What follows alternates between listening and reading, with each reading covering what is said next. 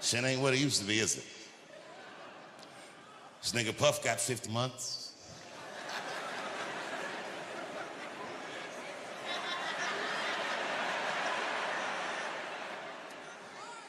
I don't like talking about this, but I'm gonna do it.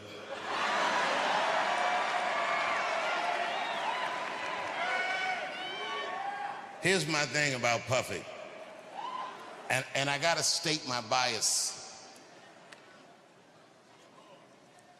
Years ago, I got attacked on stage in California at the Hollywood Bowl. Now, this was a long time ago. At this time, Charlie Kirk was alive and well.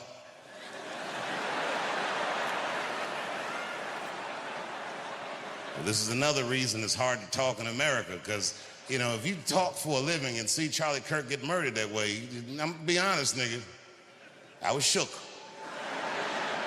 I mean, Charlie Kirk is the wholesome white guy, and they killed this motherfucker. I said, these whites.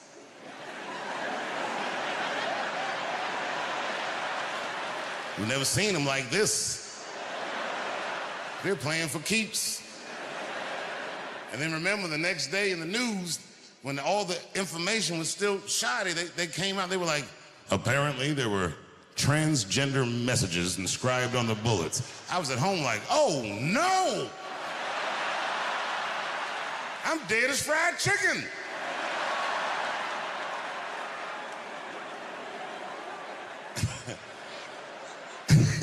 And then weeks later, they said what was written on the bullets. One of the bullets had Bella Ciao, Bella Ciao, Bella, Bella, Bella Ciao written on it. Another bullet had written on it, if you're reading this, you're gay. I was at home like, nigga, I'm gonna need to see these bullets. How the fuck is this nigga writing whole paragraphs on bullets? How big are these bullets? What is this nigga, a watchmaker? He can inscribe all this shit on a bullet?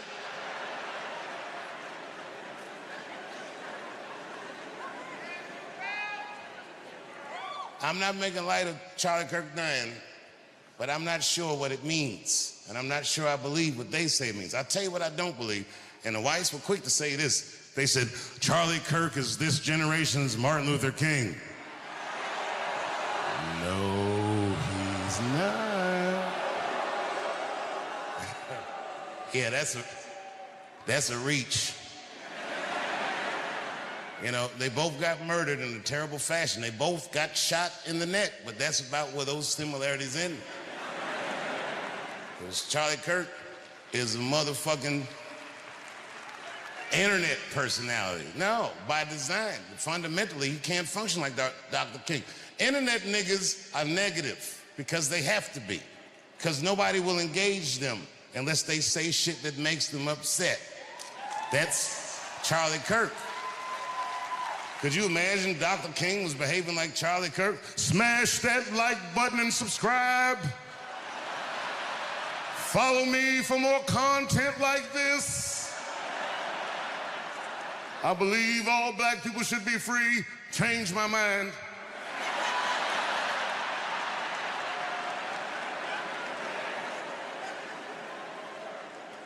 The Congress took a vote that October 14th will be Charlie Kirk Remembrance Day, and everybody voted for it. No, I'm not gonna boo it. You can remember, no. Remember that nigga if you want to. And remember him however you want to. But I do know that most of those congresspeople voted for that because they're afraid of political violence. I'm telling you, it's easier to talk in Saudi Arabia.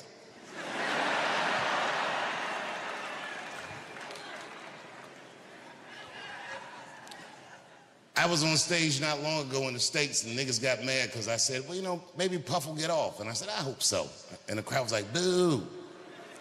Oh, okay, look, it's not that I think Puff is right, but when I got attacked in LA at the Hollywood Bowl, people forget Puff was the guy that tackled my attacker. He saved my life.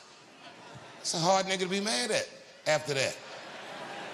I had security that night, but you know what I mean? Them niggas they just wasn't ready. Them niggas had some slippery shoes on or something. They ran out. All them niggas slipped and fell. And Puffy got my attacker and tackled him. And then years later, when I heard about that baby oil, I was like, what did those niggas slip on?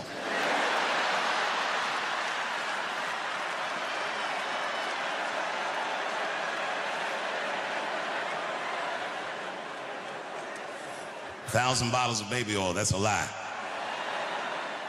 But remember, he wasn't on trial for having 1,000 bottles of baby oil because it's not a crime to have 1,000 bottles of baby oil. It's gross. It's not illegal. And I'm gonna tell you something else I haven't said, but this is true. In LA one night, I shouldn't even tell, fuck it. I've been to Puffy's house.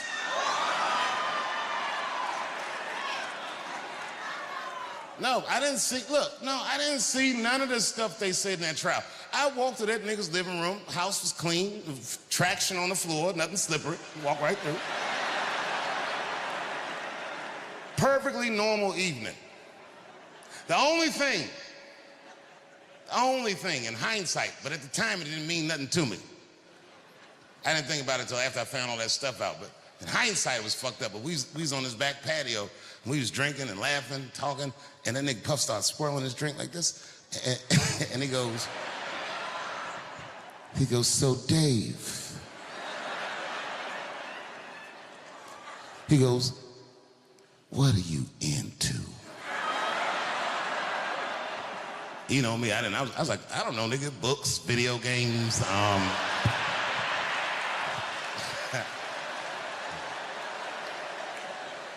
I didn't know that was my big chance to fuck Cassie.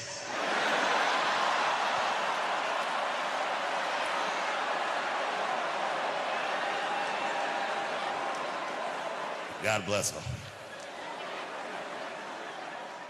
I'm not making light of her. What she went through was terrible. But remember, because they kept showing this video of him beating her up in a hotel hallway, which was a terrible video.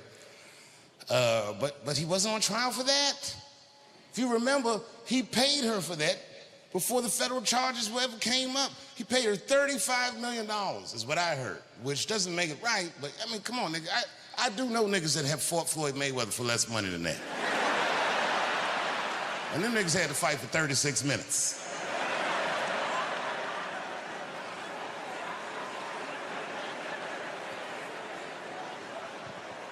But Cassie is a gangster.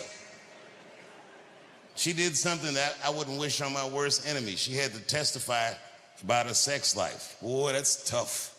God save us all from that. Anything you say about sex publicly is gonna sound bad. Even if you're talking about fucking your wife face to face. If the judge is like, tell me about did you fuck your wife face to face? Yes, Your Honor, I did. But what could you describe the, well, yes, I looked at her in her cold, bored eyes, and then I pulled those big panties aside, and it's like a bush that just screams, I don't give a fuck, and I just, you know what I mean? Just power through it, you know what I mean?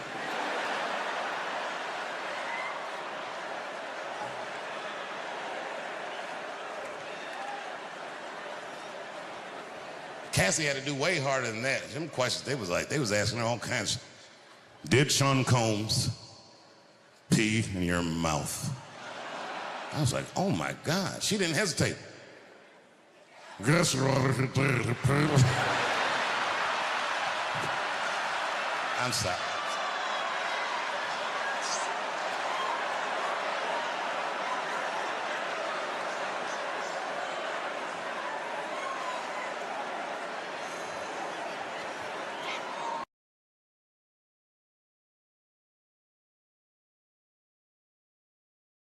Sometimes the funniest thing to say is mean.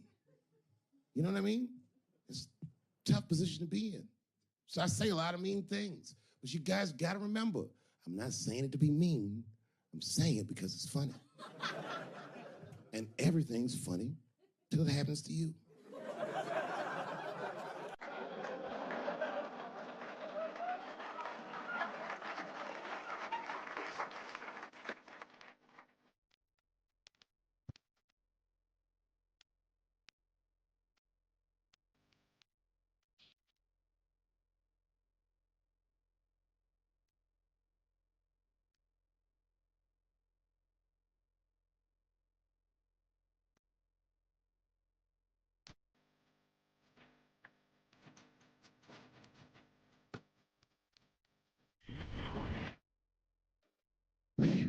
Well, the last show. Here we are, Los Angeles, the world capital of rape and dick breath. The fuck has been going on out here? Keeps getting worse. Well, just when you think it can't get worse, they got Charlie Rose today.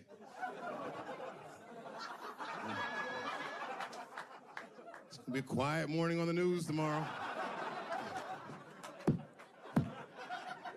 Charlie Rose, who's next? Captain Kangaroo? Everybody is raping like hotcakes. I, for one, am starting to get worried. You know, I've been in show business 30 years. I had no idea how much danger I was in. It's really some scary shit. I gotta tell you, Harvey Weinstein's probably the first person that I ever looked at a photograph of and was like, yeah, he rapes. Not sure this motherfucker has a choice. Not a handsome man. A lot of meat and extra skin on his face. Yeah, he's ugly. You know the sad part is, he's done so well in life, he probably doesn't know he's ugly. You know, when you're good looking, everybody will tell you, oh, you look wonderful, you're so great looking. But when you're ugly, you gotta figure that shit out for yourself. It's a lot of putting clues together through the years. Why am I not getting in the club? I got all the right shit on.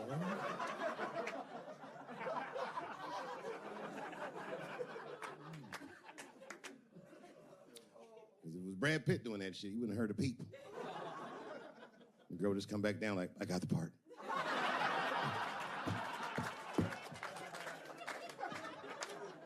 Yuck. Yet, it is important that I acknowledge, ladies, you are absolutely right. There you go. And they gotta all be mindful of that, guys, because this could happen to any of us. It could happen to me. I can see that. I can see myself showing up. Hi, I'm here for my 3 a.m. with Mr. Weinstein.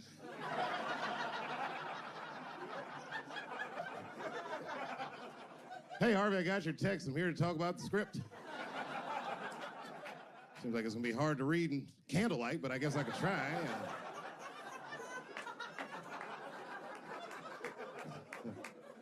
Sound like a fucking nightmare. Could you imagine that shit?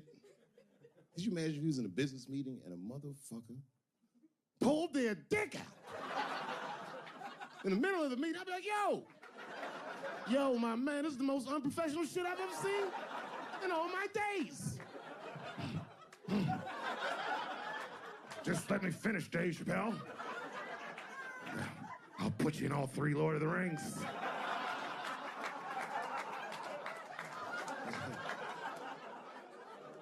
Hurry up, nigga. I have other meetings tonight. I have a 4:30 a.m. at Brett Ratner's house, and I believe it's wardrobe fitting.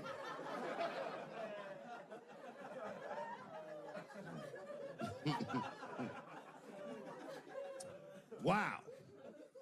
I mean, it is really bad out here, isn't it? Kevin Spacey's out here grabbing men by the pussy. I didn't even know that was possible. Jesus Christ. You got the guy from Star Trek, The Next Generation. That's who we got. Last time, it sounds like he was more than that, but that's who set it off. He's 14 years old, and Kevin Spacey cost him at a party, which I gotta say, by the way, for the record. Been to a lot of parties in my day. Never been to a good one that had 14-year-old boys in it. Not even when I was 13, you know what I mean? Who wants to kick it with a bunch of hubba bubba chewing niggas like, having a good time, nigga? Yeah. Ironically, the kid grew up to be gay anyway, which means Kevin Spacey can sniff that shit out like a truffle pig. Yeah, he's one of me. And not the victim blame, but it seems like the kind of situation that a gay 14-year-old would get himself into. I know I didn't say that right, but it's true, nigga. Like, you know why I say that though? Because I went to an arts high school, and like all them niggas was gay, man. Like in high school, all them dudes was gay, and them gay dudes was way more mature than the rest of us, and we didn't know why. We just knew they was mature. You ever see a gay dude at lunch? Perfect posture, nigga sitting there. Eating, responsible. And then take that thermos out. He'd be like, what the fuck is that? Is this nigga drinking wine with lunch?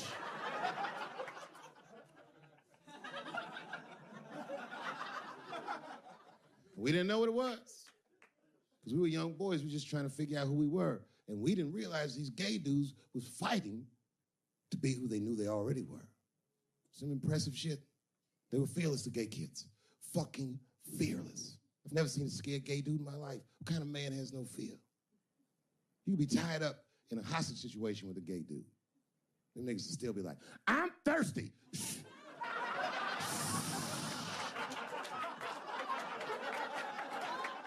I'm thirsty, David. I need something to drink.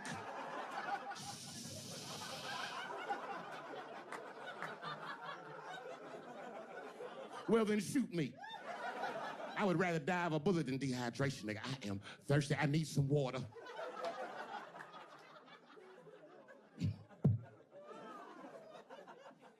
But all jokes aside, Kevin Spacey shouldn't have done that shit to that kid.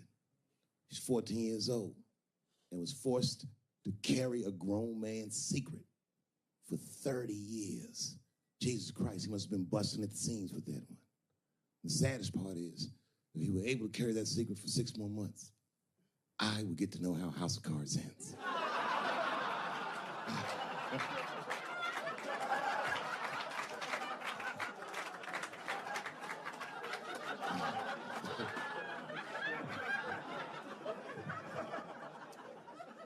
Yep, ladies and gentlemen, these are dark times. New York Times said that Louis C.K. jizzed on his own stomach. You know, I've busted a lot of nuts in my day. None of them were newsworthy.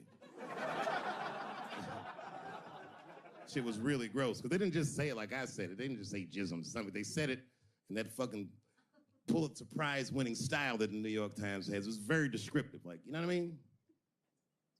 Louis C.K.'s semen shot out like a volcano of misogyny, slowly drizzling down like lava, covering his freckled penis as it slowly dripped to a fiery crown of red hair.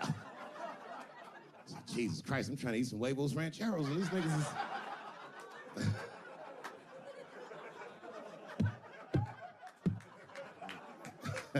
And you know, the tough part, being a comedian and knowing the motherfuckers, everybody comes up to me like, did you know? Did you know what Louis was doing? No, bitch, I did not know. The fuck you think we talk about at the comedy club? Hey, nigga, how was the weekend? Great, man. I was just jerking off in faces and coming on my own stomach, having a good time. You know how this business is. No, I didn't know. They act like we sit around like Grease. Tell me more, tell me more. Then she put up a fight. Dun, dun, dun, dun, dun, dun, dun, dun, dun, dun. Sorry, I don't know the choreography, but you get the point. You get the point. She was intense. But Louis was like the turning point. I mean, you know, all these allegations are terrible. Louis was the only... I shouldn't say this, but fuck it. His allegation was the only one that made me, like, laugh. If you think about it, because all his friends is reading it, and he's jerking off, and he's surprising people. He's surprising me.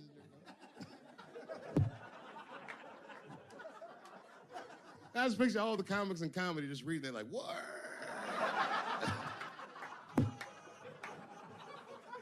It's terrible. I know it's terrible. I'm sorry, ladies. You're right. You are right. But at the same time, I mean, you know what I mean? I don't know. Jesus Christ, they took everything from Louis. I was like, I don't know, it might be disproportionate. I can't tell. I can't tell. This is like where it's hard to be a man. One lady said, Louis C.K. masturbating in front of me ruined my comedy dreams. Word. Well, then I dare say, madam, you may have never had a dream. Come on, man, that's a brittle spirit.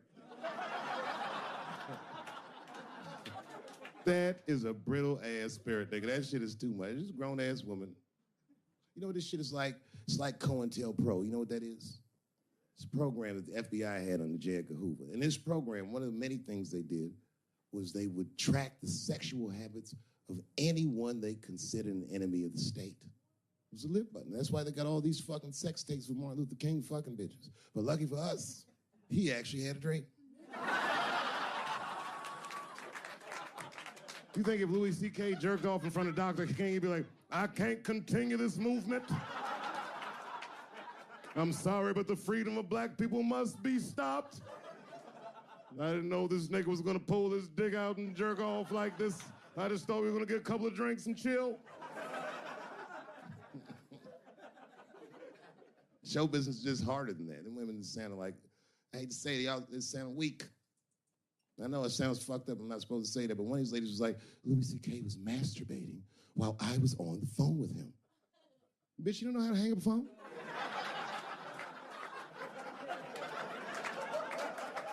How the fuck are you going to survive in show business if this is an actual obstacle to your dreams? I know Louis is wrong, ma'am. I'm just saying I'm held to a higher standard of accountability than these women are. Don't forget who I am. Don't forget what I am. I am a black dude. And don't ever forget how I got here. My ancestors were kidnapped. I don't even know where the fuck I'm from. They were put on the bottom of boats. They sailed them across the Atlantic. Many of them died. Only the strongest survived. And once they got here, they beat the humanity out of my people. They turned us into beasts of burdens. They made us do their work. And the irony is, hundreds of years later, they called us lazy. We fought in the Civil War. We damn near freed ourselves. And then in Reconstruction, black people did great. My great-grandfather was a very wealthy man. But then the black coats came, Jim Crow came. There was 100 years of unspeakable oppression again. Lynchings, all kinds of terroristic acts to keep us in the margins of society. And yet we still fought. And Dr. King was born.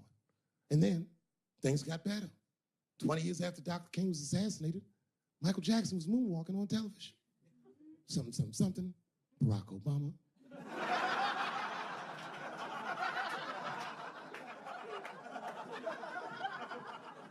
And Donald Trump, and now here we all are.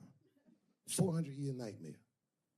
Took us 400 years to figure out as a people that white people's weakness the whole time was kneeling during their national anthem. That's a brittle spirit.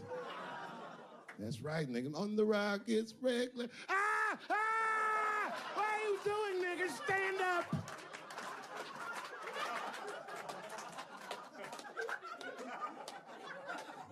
The Vice President of the United States got involved. Mike Pence got involved. He went to the game himself. These niggers will have to stand when they sing that. And all them football players looked up in the stands and saw Mike Pence. They said, Mike Pence, come on, y'all. Wu-Tang. Bow! Oh! Foiled. Brittle spirit. I could kill every white person in America at one time. You know how I'd do it? I would just wait for the Super Bowl. And right when they sang the national anthem, I'd have O.J. Simpson walk to the 50-yard line with them bad knees. Is that O.J. Simpson on the field? What the hell is he doing here? Oh, I know what he's gonna do. Stop him!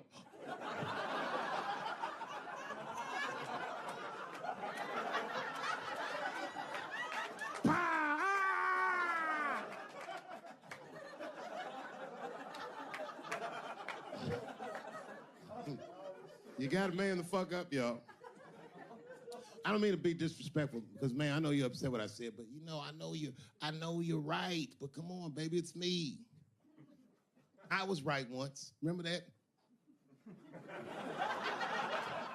Does anybody remember when I was, like, missing from show business for 12 years? Remember when I had like this really popular show and I quit? I remember I walked away from $50 million. A lot harder than walking away from Louis' freckled dick.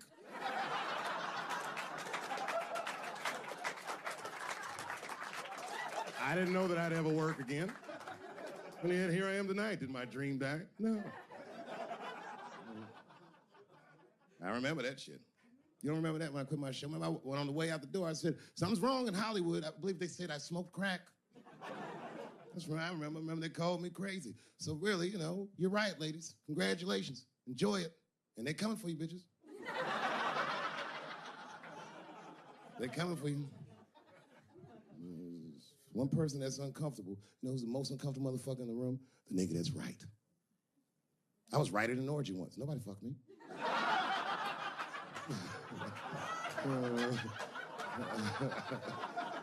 I was just walking around like Tom Cruise at the movies, just looking. And ruin the whole orgy by accident. It's easier to ruin an orgy than you think. All you gotta do is wait for it to get kind of quiet and then go, ew.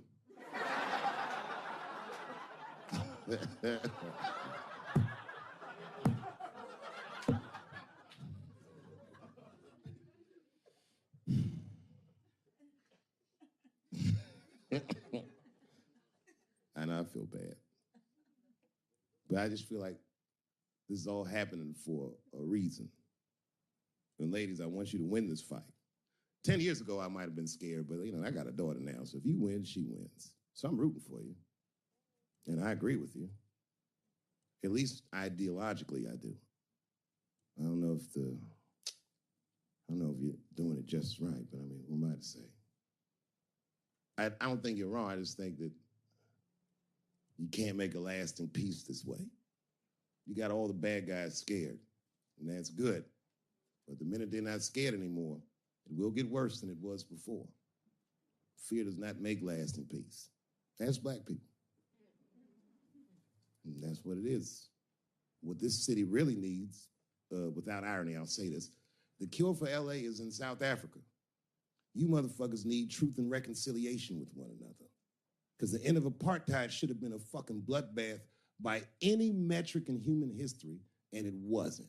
And the only reason it wasn't is because Desmond Tutu and Mandela and all these guys figured out that if a system is corrupt, then the people who adhere to the system and are incentivized by that system are not criminals. They are victims. And that the system itself must be tried. But because of how systems work is so compartmentalized as far as information, the only way we can figure out what the system is if everybody says what they did.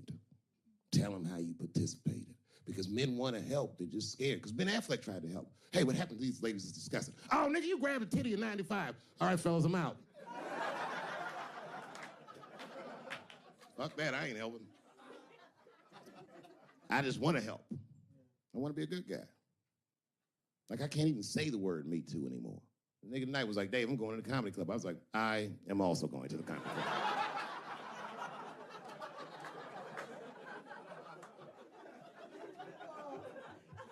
And I didn't even know it was happening, but I guess I became like a feminist in the last 3 weeks because I can't watch porn the same. Like, I watch it sometimes, but I can't click on these motherfucking thumbnails, not with those titles. Guy crams young girl in the ass with hard right. I can't click on that. Come on, nigga, give me something I can click on. Dude gets sucked off by a midget. Little person, I say to myself.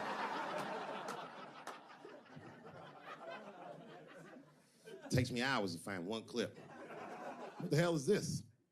Marginally groomed feminist enjoys consensual sex with vaguely homosexual guy with penis the same color as mine. Click.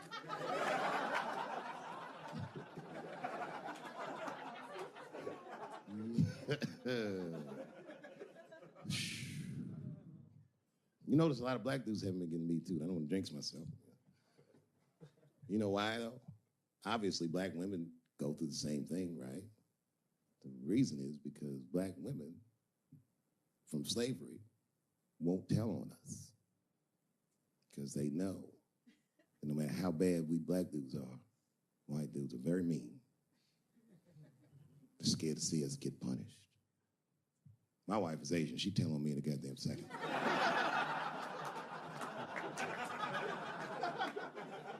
Ain't no fucking up in the Chappelle household. And the wildest shit about it is I live in Trump country. I live amongst the tiki torch whites, poor white people. And I'm rich. If it's ever pitchfork time, nigga, I'm in a lot of trouble. And nobody in my family believes me. I be trying to tell the kids, man, we gotta run these drills. They're like, we don't want to run your stupid drills. Too bad, son, you have to. Tiki torch whites come upside, what are you guys supposed to do? Come on, Dad, what are you guys supposed to do? Squint our eyes and stand next to Mom. That's right.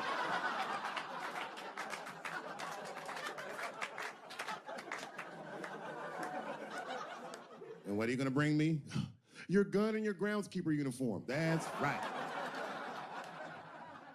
I'll go outside and see what they want.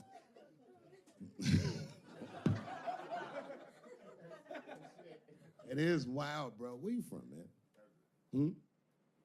Where you from? New York. You from, what, Manhattan? Brooklyn. You are from Brooklyn, aren't you? You look like you can rob somebody with a hammer.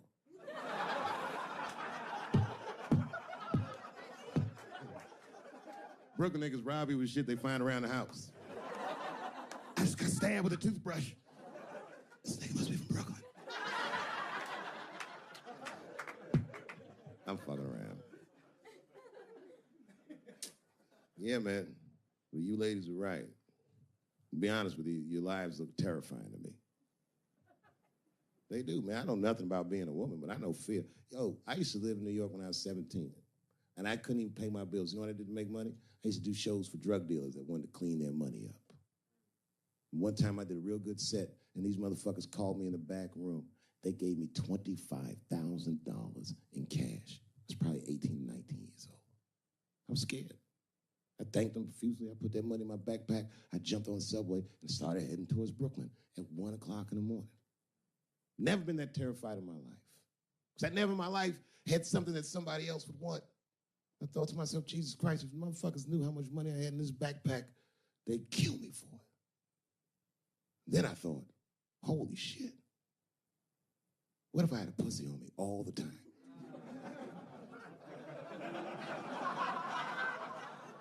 That's what women are dealing with. I'm gonna tell you right now. It's real talk. If them same drug dealers gave me a pussy and said, put this in your backpack and take it to Brooklyn, I'd be like, nigga, I can't accept this.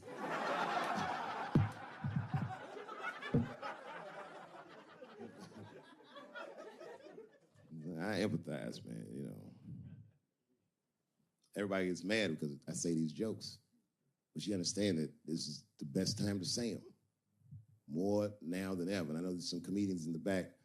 Motherfucker, you have a responsibility to speak recklessly. Otherwise, my kids may never know what reckless talk sounds like. The joys of being wrong. I didn't come here to be right. I just came here to fuck around. It's hot in here suddenly, isn't it? I wonder where that heat came from. I wonder what happened to me. Where did I go for 12 years if I wasn't raped?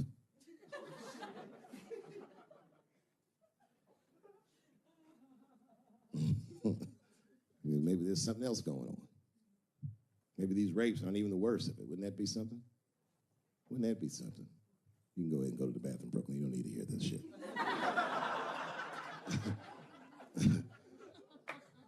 You see that motherfucker right there? He's under an enormous amount of pressure. He is. Just being big and black with that hairdo, nigga, motherfucker's a suspect for everything. Except white-collar crime.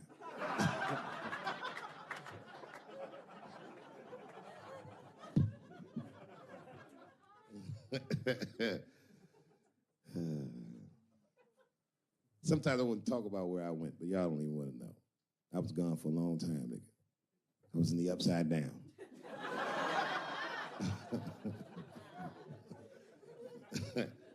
Scary being a white dude now, isn't it? A little bit, no? Well, you're not gonna get me too. But you know what I mean. It's funny for black dudes to see white people go through this because this is how it always is for us. All my heroes is either murdered by the government or registered sex offenders.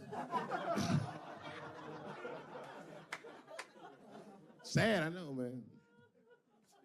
but we've already been through it. Like Michael Jackson. Remember when they said all that shit about Michael Jackson? They never proved anything till his dying day, but they said that he did some very heinous things. And one time I watched a documentary about it. They were talking about all the shit Michael Jackson allegedly did. And as they were saying all these allegations, they started showing pictures of his home, the Neverland Ranch. You ever seen Michael Jackson's house on television? Well, the short of it is, there's a lot of things for kids to do with that place.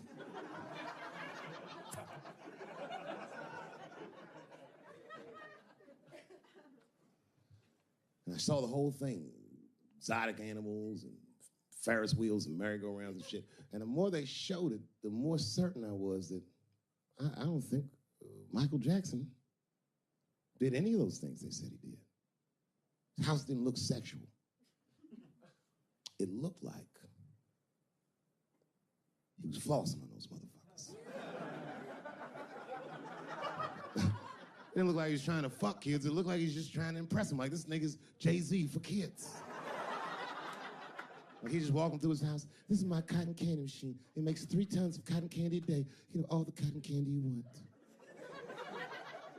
This closet is filled with nothing but custom-made karate slippers. Isn't that cool? Shall I have my monkey bring us more cupcakes? Hey guys, let's watch a movie. What movie do you want to see? Home Alone. Oh, no, don't touch the DVD player. Macaulay Culkin's here, he can act it out. Come on, Macaulay. Act out Home Alone for my guests. And them kids was like, man, you are all right, mister. This is fantastic, man. We had you all wrong. All wrong? What? I don't understand. What do you mean? Huh? Oh, well, you know, man, we thought it was going to be the usual. Like, you're going to have us come over and give us some wine cooler and, you know, suck our dicks. What? Suck your dick? Oh, you faggot-ass kids. Why trying to suck your dick, nigga? I was trying to show you a better life. Bubbles, get these kids the fuck out of my house. You're just like everyone else. Hollywood is no place for moral absolutism. You know what I mean? We must never forget that R. Kelly peed on a 15-year-old girl. And he also wrote, I Believe I Can Fly. Same guy, same lifetime. If I showed you that video of him peeing on that girl and scored it to I Believe I Can Fly, he'd be torn. I used to think that I could not go on. You would know how to feel. If I can see it.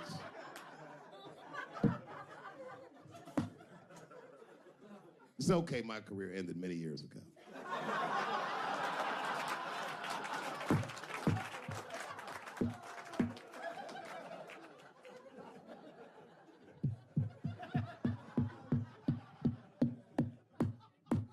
Order. No, I'm terrible. I'm sorry, everybody. I'm sorry. You want to know what happened to me? No.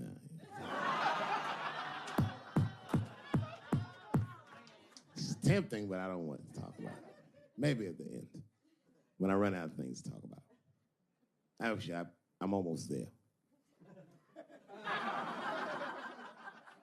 I'm just trying to tell you what happened to me was not, I just didn't have a good go of it. I don't know what you guys think happens when you quit a successful show like this. I'll tell you what doesn't happen. They don't go, hey, well, good luck with your future endeavors. That's not what happens. It was cold out there. For real, I had to watch it all go down without me. I had to watch all those people do my show, Key and Peele, and Amy Schumer, and Mind and Mencia. Well, I'm not going to say they were doing my show. I'm just saying they were awfully similar. I was mad. And people would come up to me on the street and be like, yo, nigga, just every once in a while. Most people thought I was crazy, but sometimes people come, yo, nigga, you did the right thing, man. You my hero. Nigga, I don't want to be your hero. I want to be rich.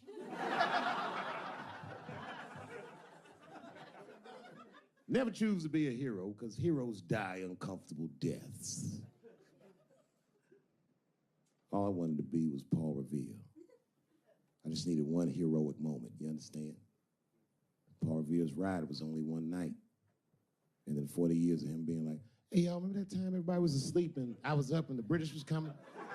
Boy, it's a good thing I was awake, nigga. Everybody be dead.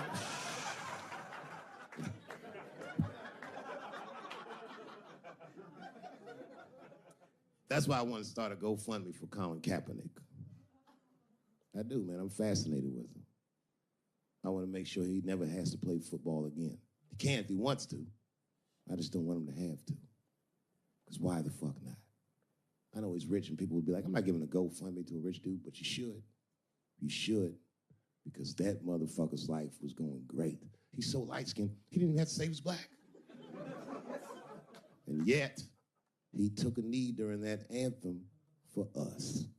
Thought about us when things were going good, when his belly was full, when he didn't think about his livelihood or any of that, and they took his livelihood away from him. I'm like, man, that shouldn't be the way it is. Every fucking person that takes a stand for somebody else always gets beat down, and we watch it. Over and over and over again, we watch it. But we should pay those motherfuckers for blowing the whistle because they make our lives better. And we could change the narrative. We could make one motherfucker have a good outcome for doing the right thing. And that would make another motherfucker be brave enough to do the right thing. And if you did that, the niggas like Harvey Weinstein wouldn't rake for 40 years because bitch went a stupid-ass part. We should take care of each other. Wouldn't it be nice to be like, remember that time they was gonna kill Jesus, but then he got all that money?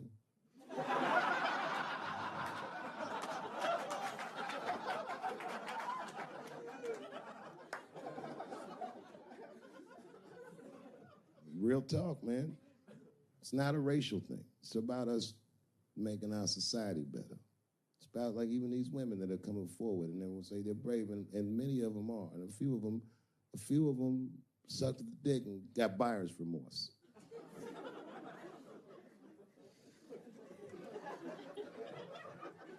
Yo, that's a huge omission from this narrative. This wouldn't have gone this far if some women weren't willing to do it. You can't ask every woman to hold the line. Some women can carry things heavier than others. So we should fight for one another. We should forgive the ones of us that are weaker and support the ones of us that are stronger. And then we can beat the thing. When you guys keep going after individuals, the system is going to stay intact. You have to have men on your side. And I'm telling you right now, you're going to have a lot of imperfect allies. I'll tell you what happened, but I can't say it directly. There's a book, to me, that encapsulates my entire experience before I left the show. And the book is called Pimp. It's written by a guy named Iceberg Slim. Yeah, bring it up here. This is Matthew. Matthew is from France. He's white. And yet, he has an original copy of this book written by a black American who was a pimp in the 40s. Iceberg Slim, his real name was Robert Beck. He got the name Iceberg because he was in a bar in Chicago and there was a shootout in the bar and a bullet went to this nigga's hat and he still finished his drink. Pimps love shit like that. They said, man, you ice cold. And he said, I like that. And it stuck. This book is so heavy in the front. It has a glossary of pimp terms because the ideas are so foreign to the American ears. For instance, do you know what the phrase mileage on a hoe means? Of course you don't. Mileage on a hoe is a very wild concept. It means that pimps understand there's a finite amount of bad shit a person can do before they'll lose their fucking mind. And a good pimp can look at a woman that he's never seen before and call it. She's good for 500 fucks. That's her mileage. Anything over that, that bitch is gonna spill. They do it to you. Why the fuck you think most of us work from 9 to 5? Because 9 to 6 might kill a bitch.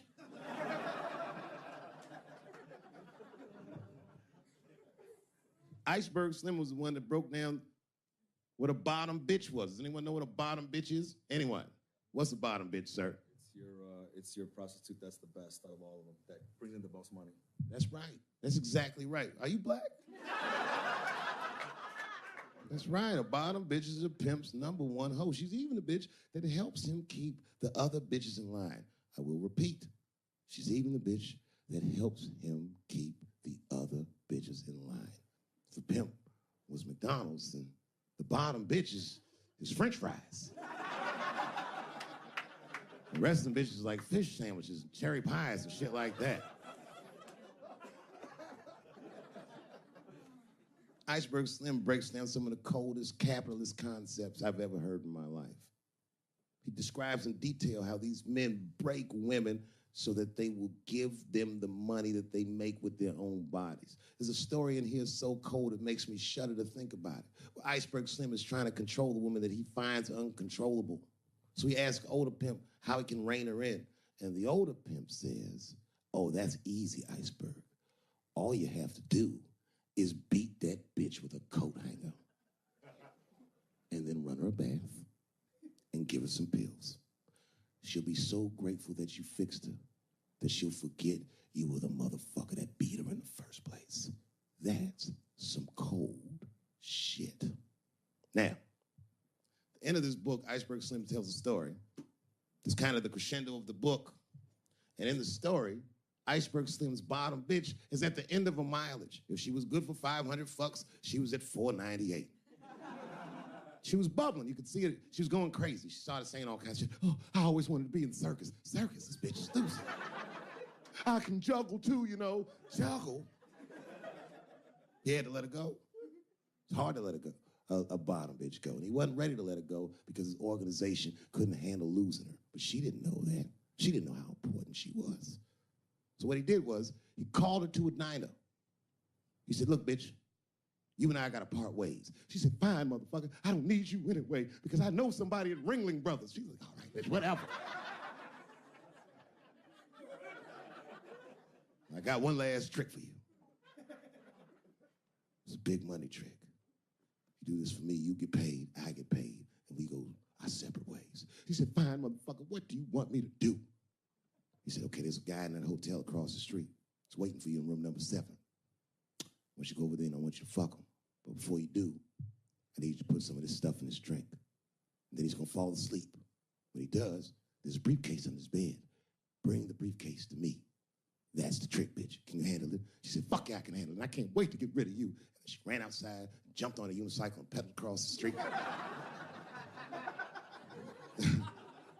And Iceberg watched her. He's like, man, she's pretty good. Man, if I never jerked off in her face, maybe she would have been in the circus right now.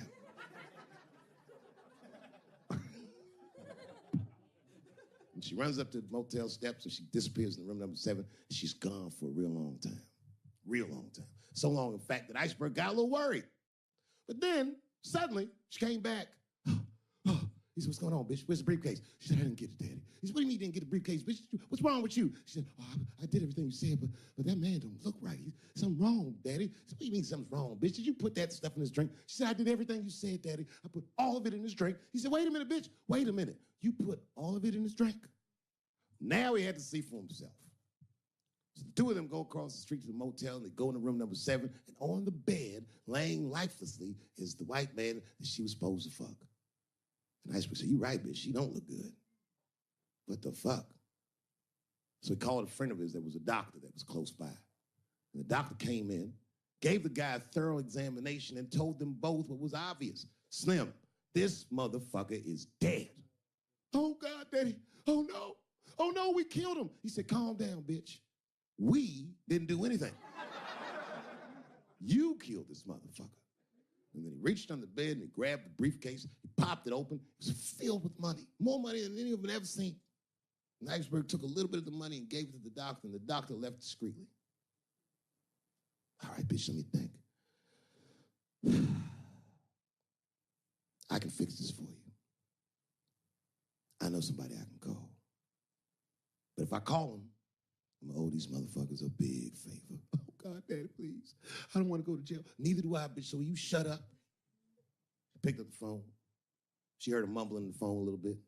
He hung up the phone, and she was pacing the room, and he was just standing there cool, and they were waiting, and suddenly A van pulled up downstairs. Two guys get out with a carpet. They walk upstairs. They roll that carpet out on the floor. They throw the body in the carpet. They roll that motherfucker up like a burrito. They pick that shit up, and they throw it in the back of the van.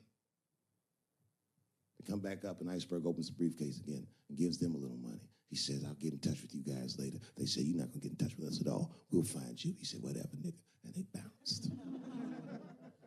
Oh, God, Daddy, oh, God. He says, relax, bitch. Listen, we getting the fuck out of here. You go downstairs, you get the car. We got to leave separately. She went, she got the car. Iceberg grabbed that briefcase, waited a few minutes, looked out the window, and then he went down with her. They both got in the car, and they drove off. She was a blubbering mess. Oh, you did all this shit. He said, I told you, bitch, we didn't do anything. You killed a motherfucker, and I cleaned him up. And now we got us a secret, okay? Now, I know I'm not going to tell, bitch. It's you. Oh, no, I ain't going to tell. He said, all right, baby, cool. I'm going to need you to stay with me for a while till this shit cools down. She goes, okay. That's the game. That's how the whole shit works, ladies. You understand? This bitch was at the end of her mileage. She was at 498. She ended up tricking for Iceberg for another 6 months. She must have done another 200 tricks for him. Do you understand? That's some cold shit. And the cold shit about it is that the dead guy on the bed wasn't even dead at all. This motherfucker was just a friend of Iceberg's acting like he's asleep. The doctor wasn't a doctor. It was a motherfucking butcher that happened to have a white coat. And the dudes who came in the moving van clothes was dressed like movers because they were movers. Iceberg had gotten a new apartment. And the bag of money was Iceberg's money in the first place. The money he got from all those women. That's a cold game. That's the motherfucking capitalist manifesto. And that's why I went to South Africa. So now we got us a little secret, bitch.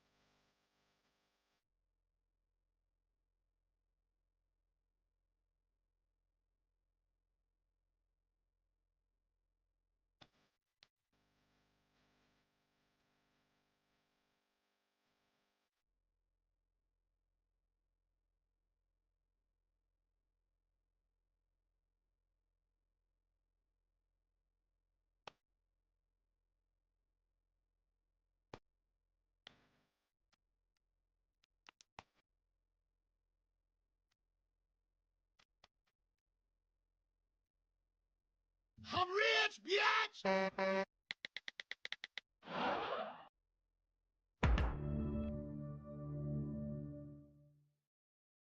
Fuck, I need an alibi. I can't be no celebrity. This shit is just the worst. I'm seeing it. I see why stars are crazy, man. These motherfuckers. I went to Disney World with my kids, which is a big deal for me. I don't get to see my kids so much. I do Chappelle show 20 hours a day, sleep for like half an hour, raise my kids for 10, 20 minutes, and I go back to work. Now, this particular day, I got to hook up with the kids. We went to Disney World. Everybody at the park, fucking everybody. Hey, Rick James, bitch. Hey, I'm Rick James, bitch. It's like, hey, man, hey. You mind not calling me a bitch in front of my kids? Time out, motherfucker. We take a day off. Even Mickey Mouse did it. I said, this is the most unprofessional shit I have ever seen in my life. Rick James, bitch. Oh, I was fed up. I caught that motherfucker with an uppercut. Bop! Knocked his head clean off. Everybody was screaming. Oh my God, oh my God! Mickey Mouse is Mexican. But everybody's getting along. I see that shit. I see it all around. Blacks and whites don't fight so much. You know who don't have no beef with anybody is Asian people. I see how y'all be doing. Y'all just lay in the cut. Only people Asian people beef with is other Asian people. Like if you call a Korean guy Chinese, I've done this. They will flip out, hey! What make you think I'm Chinese? I am Korean. I look Chinese. Yes, motherfucker, you do look Chinese. That's why I said it. It's an accident. Nigga, to the untrained eye, you all look Chinese to me. It's a mistake. I'm not trying to offend you. Some people say all black people look alike. We don't get bent out of shape. We normally just call those people police, okay? Just learn to live with it. I am not saying that to say that trans women aren't women. I am just saying that those pussies that they got, you know what I mean? I'm not saying it's not pussy, but that's like beyond pussy or impossible pussy. You know what I mean? It tastes like pussy, but that's not quite what it is it? It's not blood, that's beet juice.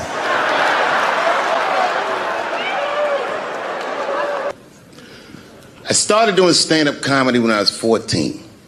I'll never forget the first time I was on stage. The guy that introduced me was a guy named J.T. Newton. I'm 47. I can close my eyes and remember the introduction like it was yesterday. It went like this. Ladies and gentlemen, this next young man coming to the stage is starting his comedy career tonight. Who knows? We may be witnessing the birth of a star. Please welcome David Chappelle.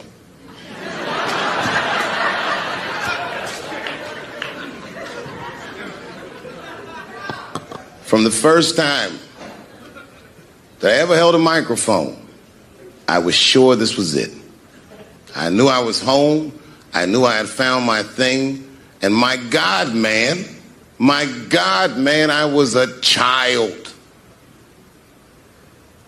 I got good. Matter of fact, I was good from the moment I started. And I'm not saying this to be a braggart. I'm telling you the truth. These old niggas was in awe of me. How is this little boy so poised? They used to say. I was. I mean, you know, I got better, but it started out good.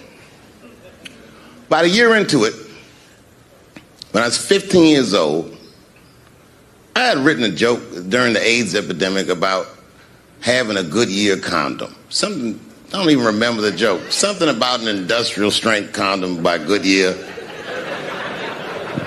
I just remember all the comedians really liked that joke. And there was an older comedian. And he came to me one night after the show, after he saw the joke, and he said, listen, I got an audition at another comedy club, and I was wondering, do you mind if I do that joke? I just want to borrow it. Now, I'm a kid. I don't know any better. I'm like, borrow it? Well, I guess, sure, if it'll help your career. I let him do the joke. And then weeks later, I was waiting to go on in a comedy club, and he went on before me, and he did the joke. And after the show, I pulled him aside, and I said, hey, man, I don't mind you borrowing my jokes, but you got to give them back. He said, oh, I forgot to ask you. He goes, let me buy that joke from you for $50. And I said, man, I'd do it, but I'm just starting out. I need all the material I can get. The idea being that the more material I can accumulate, the faster I'll be able to make money for my work. I said, I can't do it. I want my joke back. I'll never forget this. Remember, I was a 15-year-old child. This guy was a grown-ass man. He stood up over me so I could see how big he was. And he said to me, really? I can just take it. And he did. I got scared because I was a child.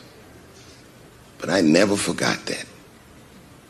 I never forgot that. I was 15 years old. I'm 47 now. I think about this guy all the time. When I look at my own kids and I see how young and innocent they are, I can't believe someone did that to me.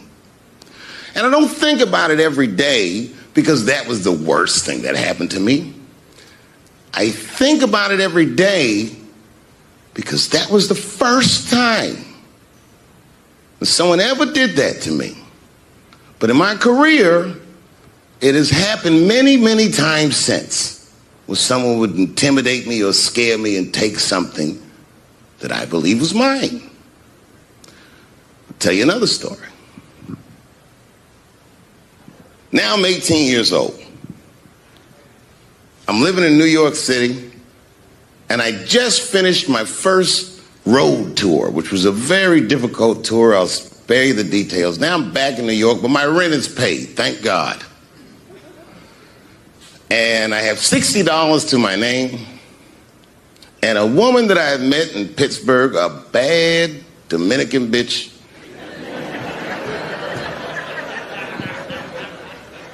was coming to New York. She was going to spend the weekend with me.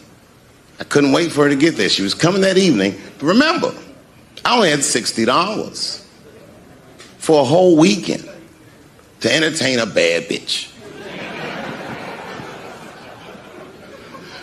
Now I'm walking through Greenwich Village, and I see something I've never seen before. 3-card Monte. You know what that is?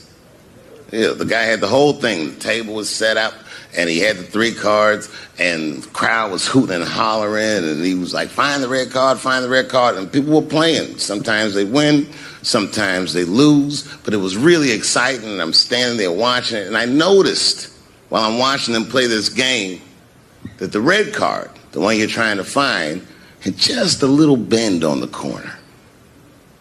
And I'm watching it, and I'm like, yo, this guy doesn't seem to know that red card is bent. I'm gonna beat this motherfucker. And I walked up to the table, and I said, let me play a hand. And I put my last $60 on that table, and he starts to shuffle and find the red card, find the red card. And I kept watching that bent card go around the table, make sure I kept my eyes on that bent card. And when he stopped shuffling, and he said, find the red card, I pointed to it with confidence. Here it is right here. And he flipped it over, and it was black. And he took my money. I couldn't fucking believe that. How did this nigga do that? Was that magic or sorcery? I was confused. So you know what I did? I sat there, and I watched him for a real long time play the game. And I realized that all those people who was doing all that hooting and hollering and betting, my God, they were his friends. They were in on the whole thing. I felt so wronged. I felt so stupid. And then the next sucker came up to the table and was about to put his money down. And I said, fuck that, man. Don't put your money there. All these niggas is in on it. It's a trick. And when I said that, the guy that was dealing, and this motherfucker was huge, snatched me up by my collar. Feel how strong he was when he grabbed me. I was a skinny little guy. And he was gonna maul me. And the only reason he didn't, I'm sure, is because he saw the fear in my face. And that fear, he looked at me. I saw his eyes go from hard to soft. He softened. Then he looked at me like the way a father would look at a child. And he said to me, young man, don't ever come between a man and his meal. I never forgot that either. Most niggas would have to run the streets for years to learn a lesson that profound. It took me 2 seconds. Never get between somebody and their paper. Taking a man's livelihood away from him is akin to killing him. Look, it was way more intense than what you guys might have read. I don't know what you read, but the kid, while we was beating on him, reached in his waistband, pulled out a .22 caliber pistol. That shit was mayhem. Everybody started screaming, oh my God. Oh my God, he's got a gun. He's got a gun. And then I got scared. I was in the back, but I was scared. Because I knew that everybody that was with me was armed. Yes, if they had shot and killed this kid on stage at the Hollywood Bowl, like I pay you to do, Travis,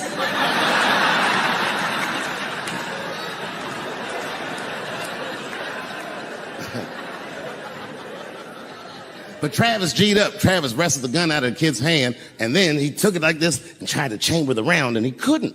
So he pulled the trigger, and it wasn't a gun. A knife blade popped out of the front. I guess this kid was gonna stab me. Some scary shit. So the next night, even though I didn't have a show, I said, I gotta get right back on stage. And I went and did a show.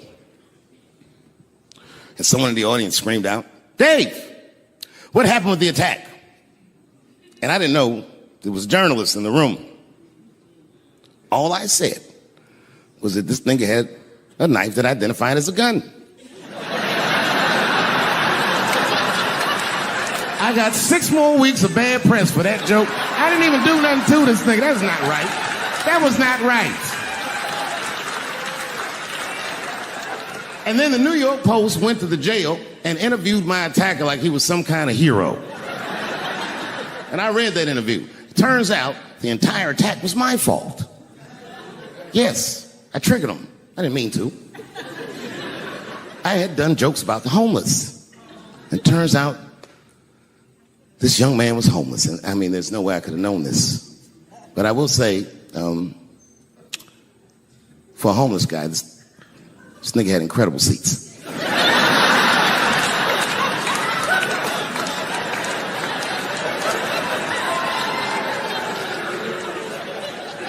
Oh, and they said I triggered him because I had done LBGTQ jokes, and it turns out this fella was a bee. That was the headline in the article. It said, Dave Chappelle's alleged attacker is bisexual. I said, alleged attacker? This motherfucker definitely attacked me. I'll show you the tape. He's allegedly bisexual. I'm gonna need to see him suck somebody's dick before I believe the rest of this article.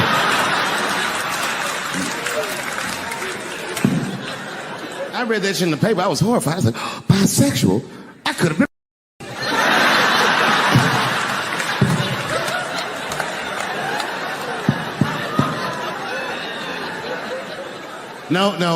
No, you know what though? It's not funny because after all that madness ensued, I went to the hotel room. I was by myself and I opened the door and my wife was in there alone. She was sobbing, like sobbing. I said, oh my God, what's wrong with you, bitch? Did you get attacked too?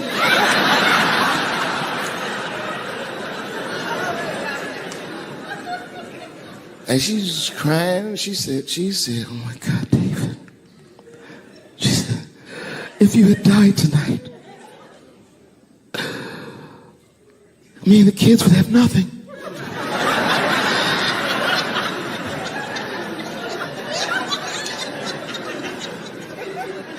Then I knew it was serious. So I sat down on the bed next to her. And I reached in my pocket, I pulled some keys out that she had never seen before. She said, what are those keys? And I gently placed them in her hands. I said, sweetheart, those are the keys to my safe deposit box. God forbid anything ever happen to me. But if it does, don't even worry about it. You and the kids have everything you need in that box. I've already taken care of it. And she was looking at them keys, and I could see her mind realize what we were actually talking about. And then she just started crying harder. And to be honest with you, that made me cry a little bit too. And we hugged each other real tight.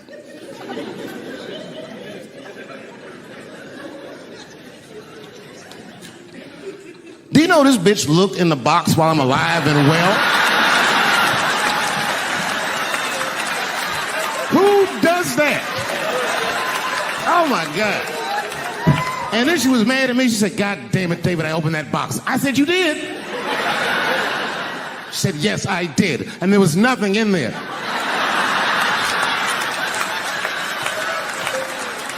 I said, nothing? Oh. She said, nothing except your stupid joke book. I said, whoosh. I said, well, sweetie, look. If you tell those jokes exactly how they're written, you and the kids should be fine. They're really good jokes.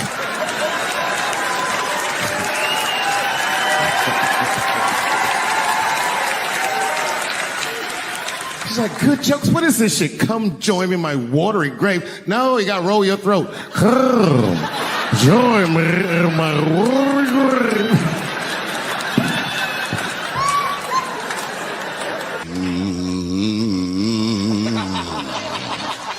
You know, that's just our grandmother used to sing that when she cleaning up. That's a Negro spiritual. Black work song. Not everybody know about that. I know. See, white people, you guys might whistle when you work. You dig? But that's how you can tell what kind of work we're actually doing.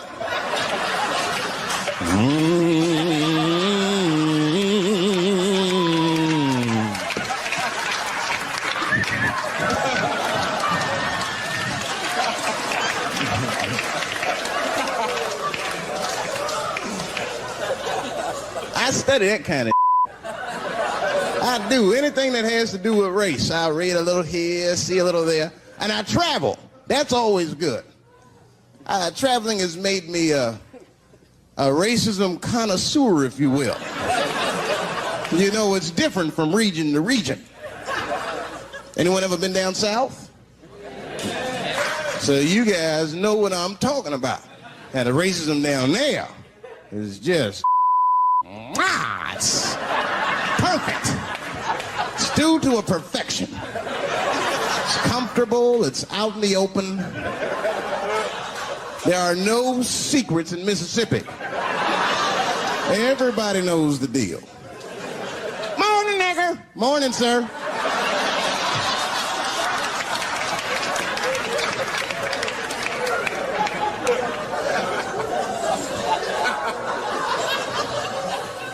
Not up here. You hit the big cities, man. It's different. It's always a secret. And we should do like them. We should keep our shit out in the open, then a little. I mean, with limits. You don't want to say whatever comes to your mind. That might be a little much. White dude be walking down the street minding his business. And the brother walk up to him. Hello. You white oppressor. You slave master rapist of Africa. Why, hello, my big lip spear chucking friend. Touche, honky. So, Whitey, what did you do today, huh? Oppress a new land and make the people there Christians against their will?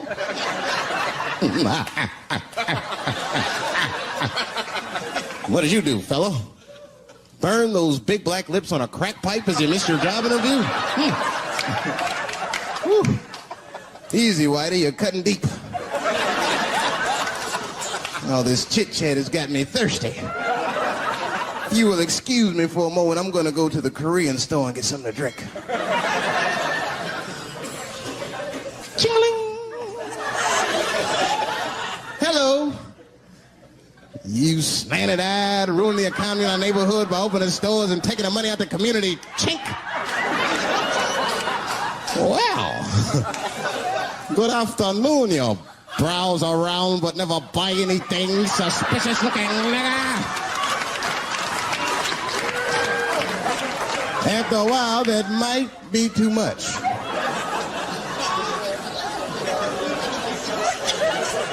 But you can't help it. If you're an American, you're a racist. We brought up from the beginning to think in generalizations. We never look at the individual. We rarely look at the individual. I'm a racist. I know I'm a racist. You know how I know? The other day, I caught myself being racist against myself. There's so much getting on, I got mixed up. Forgot whose team I was on.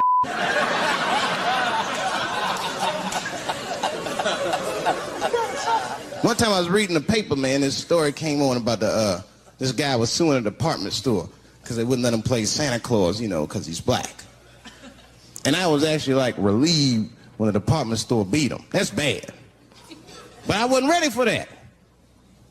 I wasn't ready for the idea of a black Santa Claus. Man, that would suck. So we wouldn't get our presents till the 28th, 29th. Sorry I'm late, kids. Santa got caught up with some in Vegas.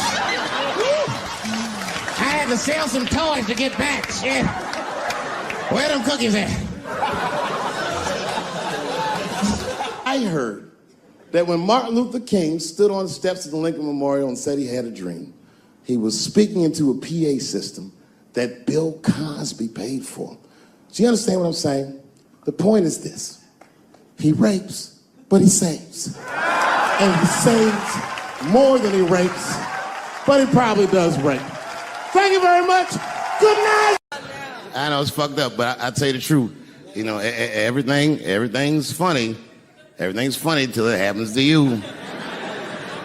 3 months, a mere 3 months after that terrible attack that Chris Rock endured, I was on stage at the Hollywood Bowl, and a lunatic jumped out of the crowd and attacked me. Now, I gotta tell you, if it happens to you, you don't even know what the fuck is happening. It was like slow motion. I just looked over. I don't know this nigga. And I just looked and said, oh my God, I'm being attacked. And this motherfucker was ragged. He jumped at me. He was like, ah! I'm old, but I'm fast. I caught this motherfucker's head with my hand and pulled his hoodie over his eyes. I can still feel his head in my hand. It was spongy. He had been growing dreadlocks. Not the beautiful dreads that Rastafarians grow. These were accidental LA homeless dreads. This shit had leaves and sticks and bottle caps and shit in it. Some kind of grease. I was like, ugh, like this. And then I fell down. And he knocked me all the way on the ground. And I was like, man, this is a bad situation. I'm like, I don't know if I'm gonna die or what's gonna happen. But in that moment of vulnerability, you know what occurred to me that had never occurred to me before in my life? In that moment, it occurred to me that bodyguards should not wear dress shoes to work, Travis. This nigga Travis came out slipping and sliding on some kind of beautiful loafer and fell flat on his back. Bop. I said, oh my God. Now both of us are down. I gotta handle this shit myself. So I popped that back, boom.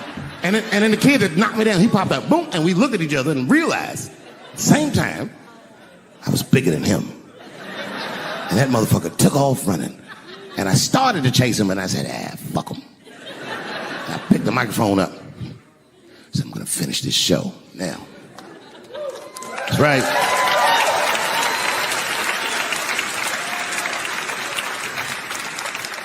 For 3 months before that, I'd been making fun of Chris Rock. And people would ask me all the time. They'd say, Dave, what would you do if you were Chris Rock and Will Smith slapped you in the face? And to this day, the answer is the same. Well, I don't know what I would have done. I've never been in a situation that extreme. But I do know now what Will Smith would not have done. And that is enjoy the rest of his evening. Man, listen. We gave that kid a good while. We was whooping his ass. Not we. I mean, I was on stage trying to think of a joke to tell, but they was beating this nigga up right behind me. Everybody could see it. Everybody could see it. And I'm sitting up there trying to think of what to say. And I'm tongue-tied. Me, of all people, can't think of anything to say.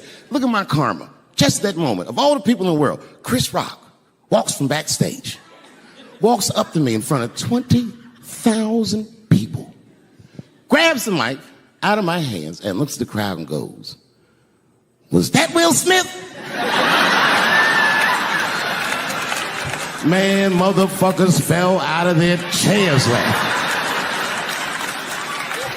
I was standing there looking stupid. I was fucking furious because I'm thinking in my mind, nigga, this is my attack. You got attacked 3 months ago. Now you have jokes. So I snatched the mic back from Chris and tried to get one off, but my shit did not go good at all. I didn't know what to say. I was just like, it was a trans man. And the crowd was like, boo. It's LA, we like trans people, boo. I know, I felt so bad. I felt so bad. But I know why I did it. You'd have to be there to understand, but man, when that guy tackled me, it was like it's like a movie or something. You gotta picture this. Picture a famous person you like. Every famous person you could imagine was at that show. It was like the biggest night that Hollywood had ever seen. And when that guy tackled me, he cleared the bleachers.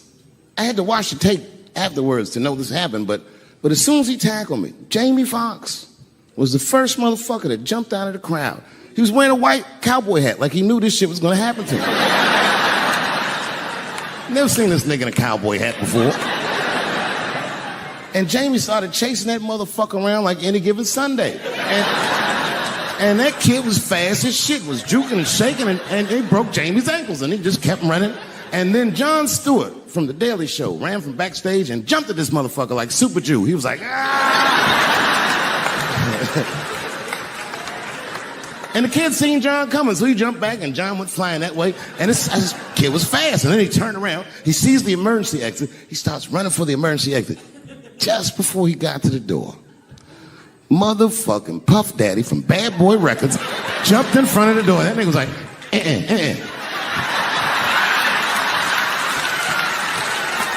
Boy, Puffy got that motherfucker. And then every celebrity just ran out because every celebrity saw themselves in me, and they just started beating the fuck out of that kid. And I know Chris was backstage looking like, nobody helped me.